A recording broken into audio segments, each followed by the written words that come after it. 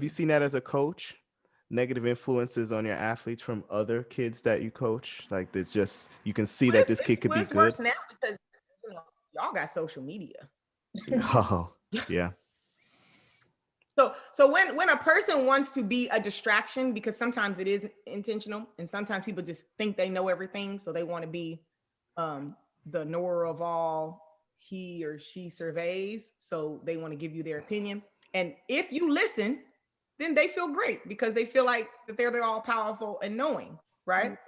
And usually people do not approach you unless you look and act vulnerable, right? Nobody is going to hit you up if you are confident in what you're doing, you look confident, and you trust in the people you're around. Okay. People hit you up when they think, oh, this person looks a little vulnerable. They'll probably listen to everything I gotta say, right? Yeah. And then when you can't find people, they'll try to find you through social media or other people around you and start getting in your head. And next thing you know, you believe in some hogwash you shouldn't be believing. And then there's the distraction. Okay. And then they're showing up in the form of, I'm here trying to help you. So that is what I see in track a lot, is that you have to have a core group of people. And when I say group, that could be 2 people that you listen to, that you get your advice from. The person at the top of the list needs to be your coach. And if you are doubting your coach or you're second guessing what your coach is doing, you are in a world of trouble. Oh, say it again. Say it again. If you are doubting your coach, or you got somebody else in your ear talking to you about what your coach should only be talking to you about, you are already in trouble. Okay? Because the coach does not have to go out and compete. When it comes down to it, it's all you. So I always say, even with my coach, it didn't matter what my coach told me. I never took a second to say first, does this man know what he's talking about? Before I decided to do it. It's just when he told me it, that was it. This is what I'm going to do. This is obviously what's important for what he sees. When I ran fast, I was shocked. Remember I said I needed to go look at the FAT. Yeah. He wasn't surprised. Of course not. Look, did you see what I ran? He was like, uh-huh. And I still have kids who I can never do that. Yeah. Absolutely.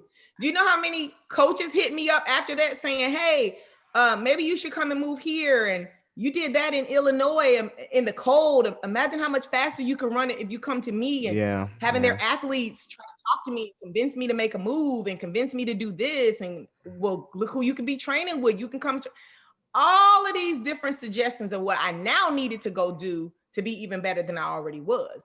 And it just that was never going to be me. It was just never going to be me. So it was pretty easy for me because I wholeheartedly believed every single thing that my coach told me. And I also believed that he had my best interests at heart. So there was no reason, even if my coach made a mistake, then I knew he didn't mean to make the mistake. It was what he best knew at the time, right? And we were in it together. Okay. So I'll give you an example. In 96, I was running really, really fast because I had really worked on my speed that year. I was really working on getting just faster, right? And so they had this meet in Atlanta, the Grand Prix Invitational, before the trials, and it was that track, the track that we ran the trial. We ended up running the trials on, and then later the Olympics. But it was a brand new track. It was a baseball stadium. They laid the track down.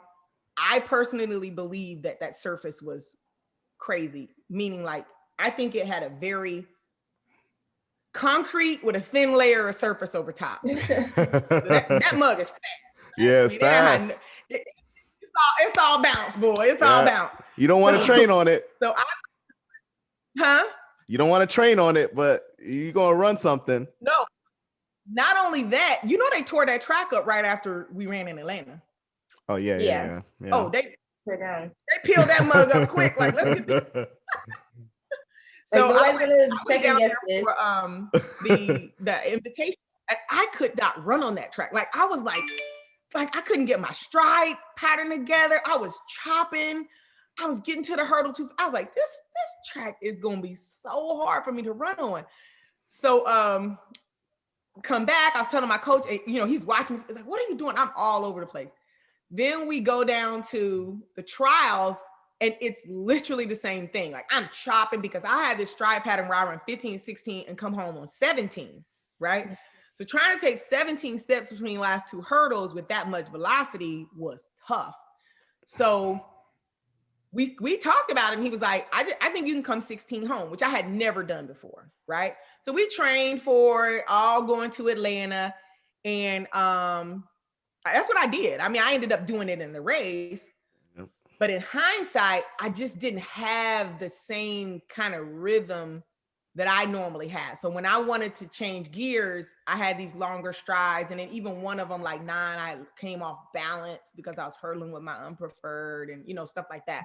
Mm-hmm. So in hindsight, I could be sitting here going, man, I don't know why he had me, you know, but what we were dealing with. And at the time, I was like, yeah, this is what we doing, right? And we gonna win together or we gonna lose together. Yeah, you know? That's right. So I love it. No, we gonna win together or we gonna lose together. We a team. So so even to this day, like I don't ever remember one time that I ever questioned what my coach wanted me to do in training, competing, anything.